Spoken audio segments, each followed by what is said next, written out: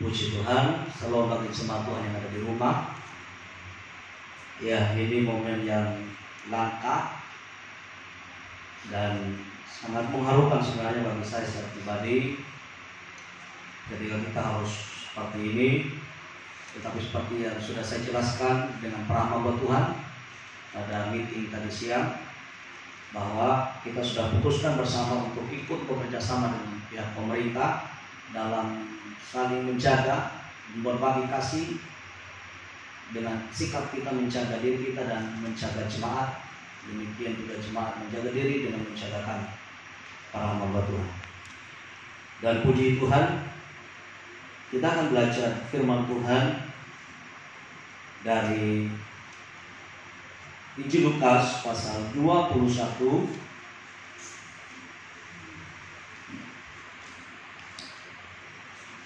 Injil Lukas pasal 21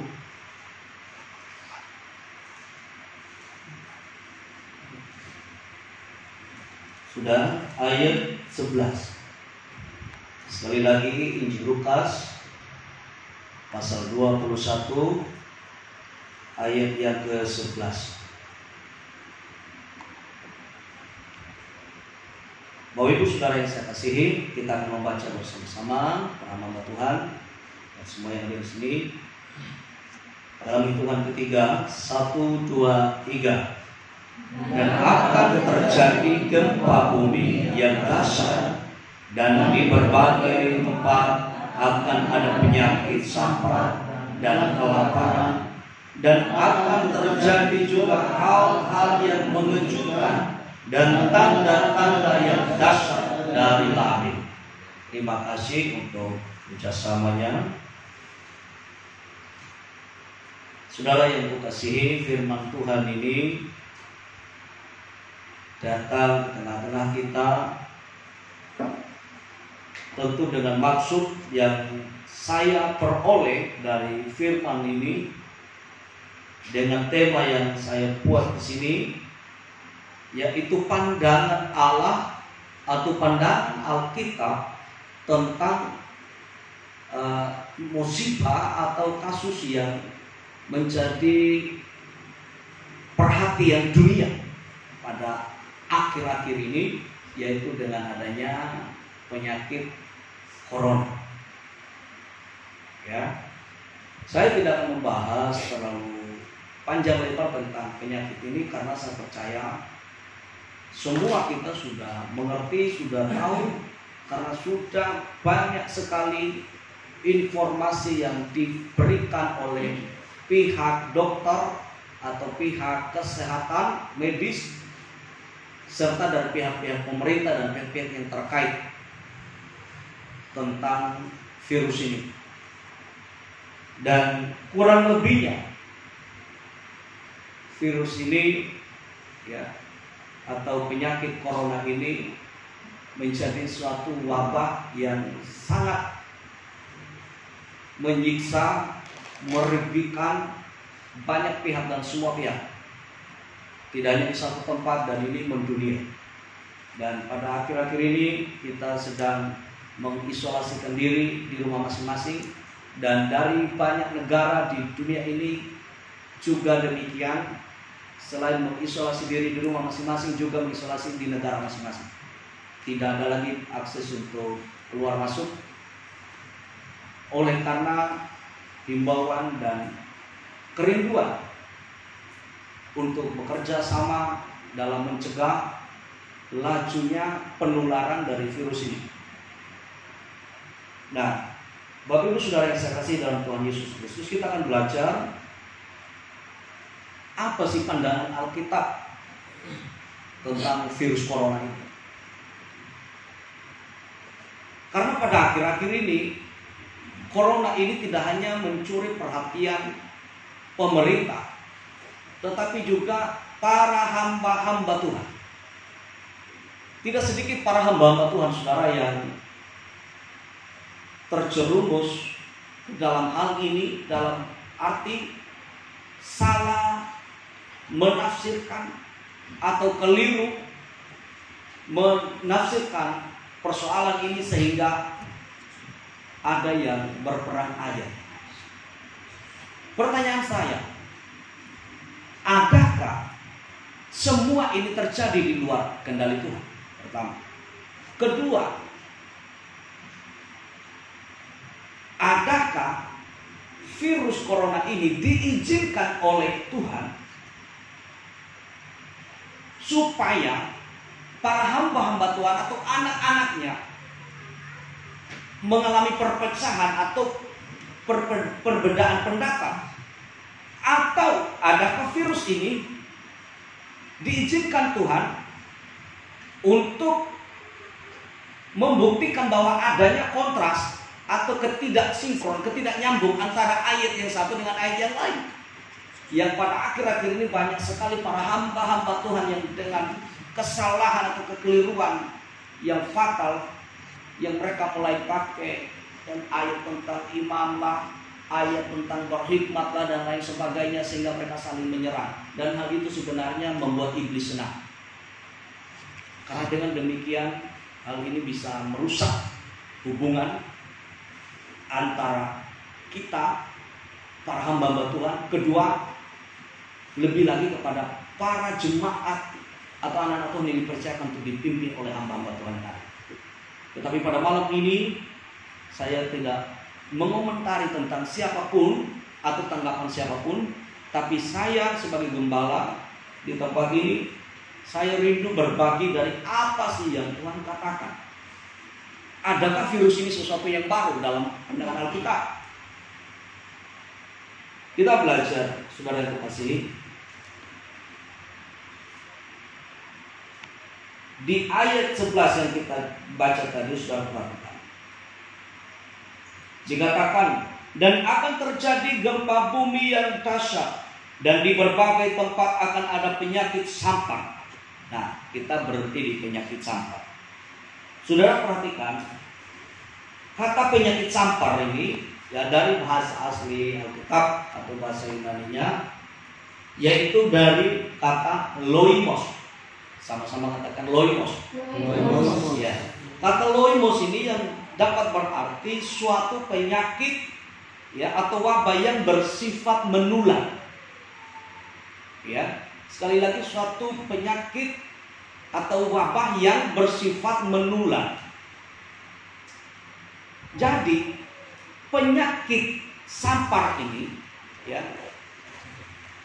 rupanya tidak lagi sesuatu hal yang menjadi suatu hal yang baru dalam pandangan Alkitab. Nah, yang menjadi hal yang kita perhatikan di sini, sehingga yang membuat kita para anak-anak Tuhan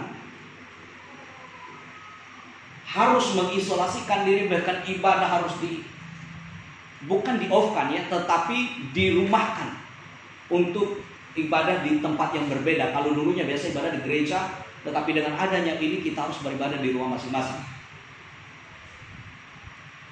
Semua ini terjadi karena pencegahan atas terjadinya penularan yang begitu tinggi dan begitu cepat sekali. Jika diprediksi dalam satu hari itu bisa hampir lebih dari 100 orang. Lebih dari 100 orang yang tertular. Maka kita bisa bayangkan, jika dalam beberapa hari kita harus dirumahkan dan kita harus memilih untuk bekerja sama dengan pemerintah sebagai bukti kepedulian kita, sudah berapa nyawa yang terselamatkan. Nah, dari hal ini, entah terlepas ini dari hal penanganan, tetapi ini lebih dari kepada pencegahan penularan. Dalam arti corona ini yang menjadi hal yang sangat serius di sana bukan masalah atau persoalan sakitnya yang seperti apa rasanya, bukan.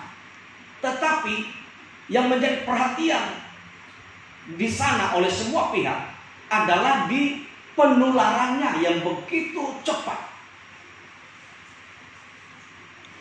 Karena kalau mau dibandingkan dengan demam berdarah, demam berdarah itu lebih ganas dari sistem kancah virus corona. Tapi karena penularan itu yang tidak terlalu cepat, sehingga orang tidak pernah dirumahkan karena demam berdarah.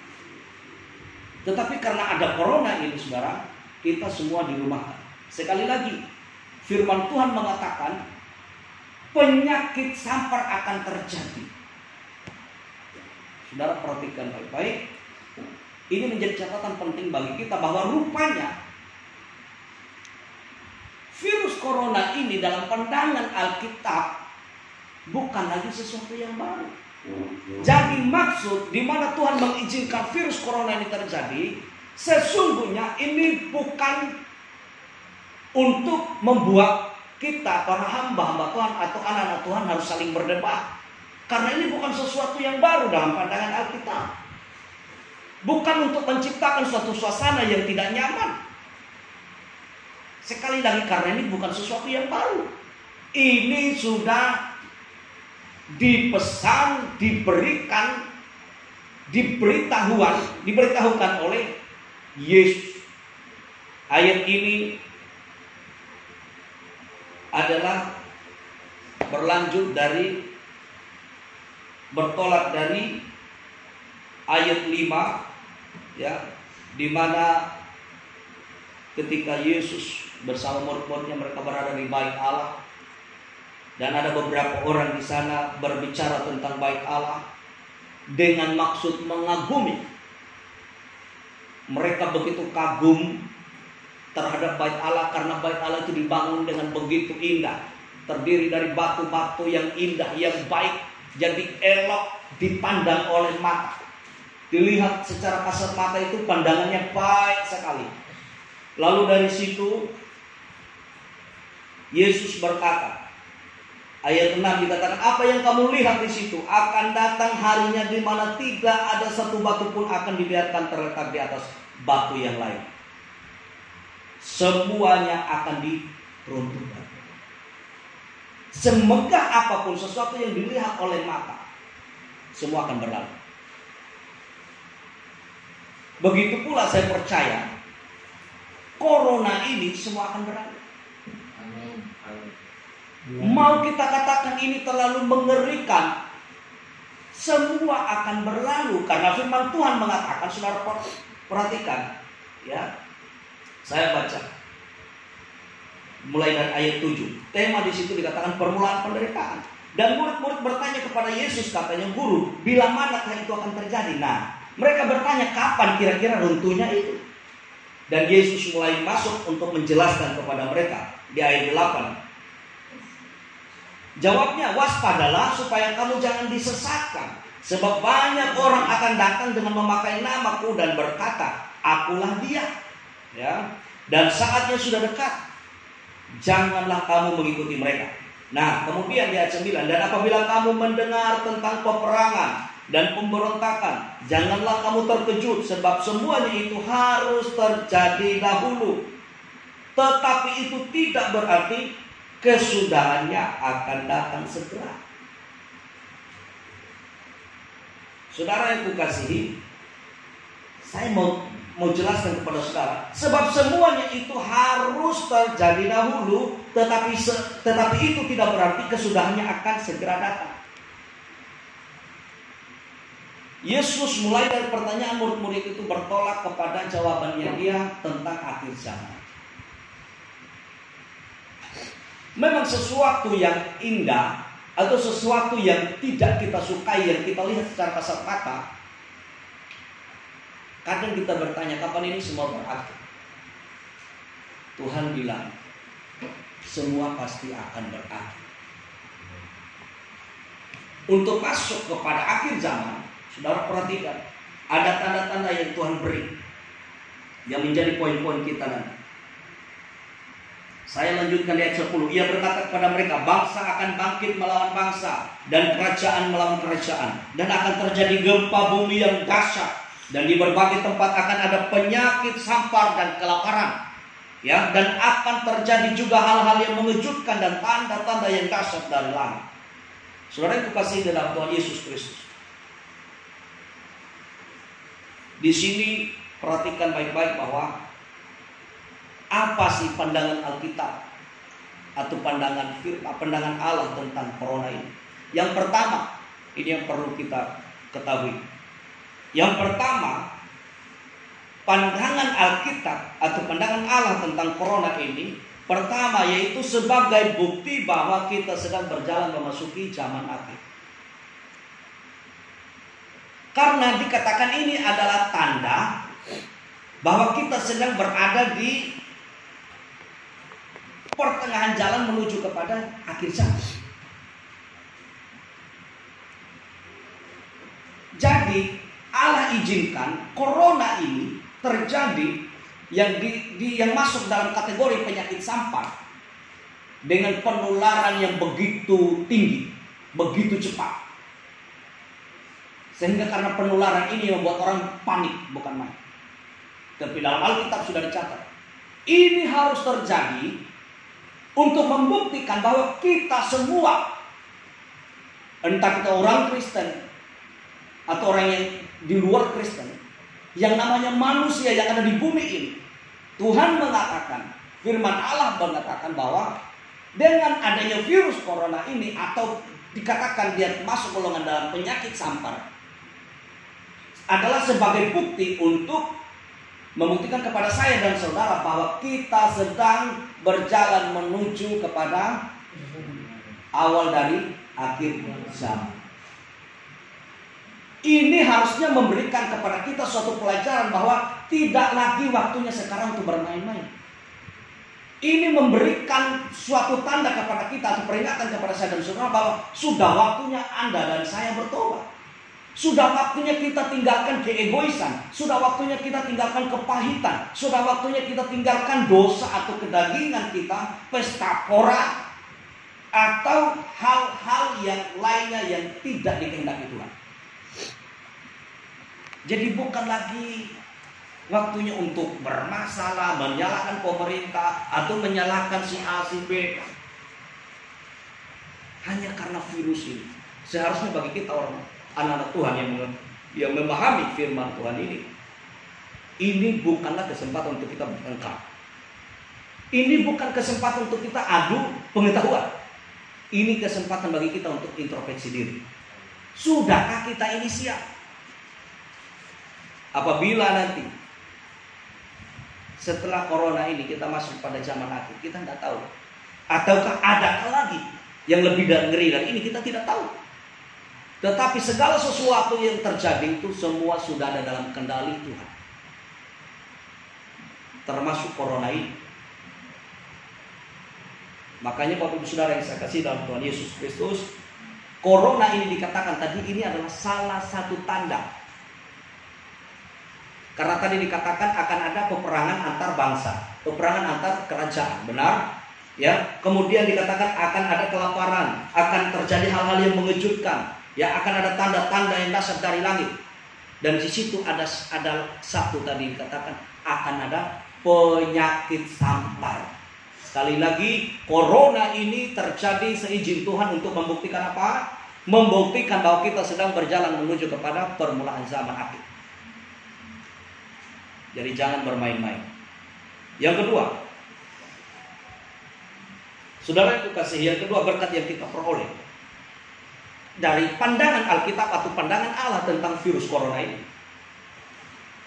Yang kedua yaitu sebagai bukti bahwa Allah selalu menggenapi firman. Firman ini ditulis berapa ribuan tahun yang lalu. Saudara perhatikan. Kalau di ayat lain di Injil Matius pasal 5 ayat 18 dikatakan ya, sesungguhnya sebelum lenyap langit dan bumi, satu iota atau satu titik pun tidak akan ditiadakan dari firman Tuhan atau dari hukum Taurat. Jadi semua yang Allah sampaikan semua akan digenapi.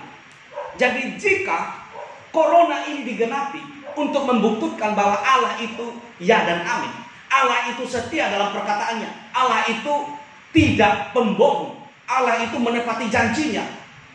Apalagi kalau dia berkata bahwa aku adalah Immanuel, ia adalah Immanuel. Ia akan menyertai saya dan saudara. Apalagi ketika ia mengatakan bahwa aku akan melindungi engkau keluar dan masukmu. Saya percaya janji itu akan digenapi.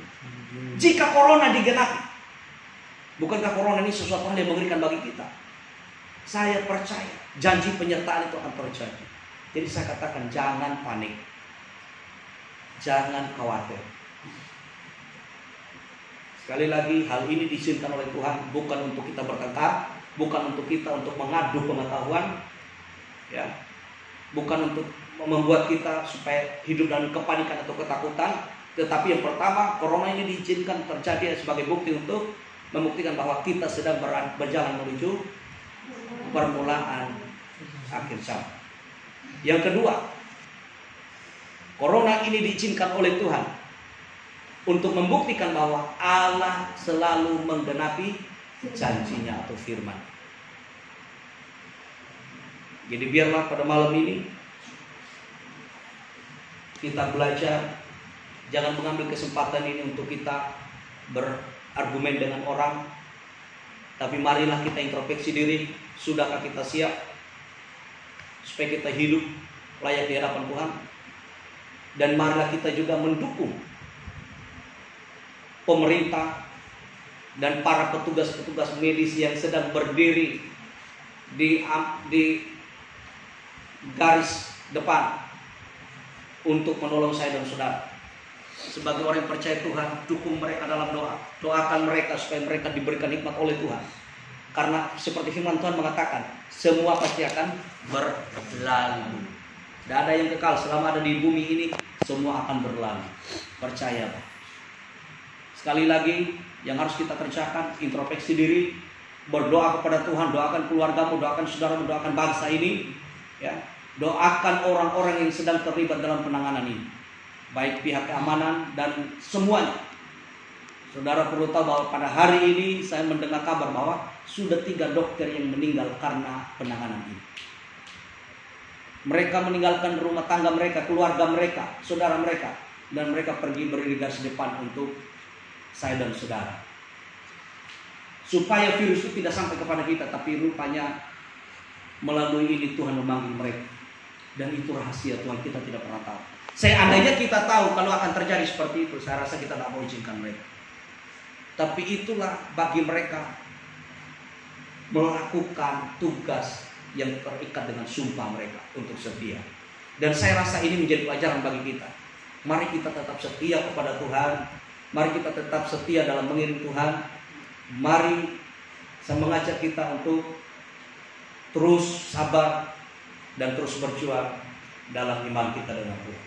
Puji nama Tuhan. Firman Tuhan sudah selesai. Mari kita berdoa.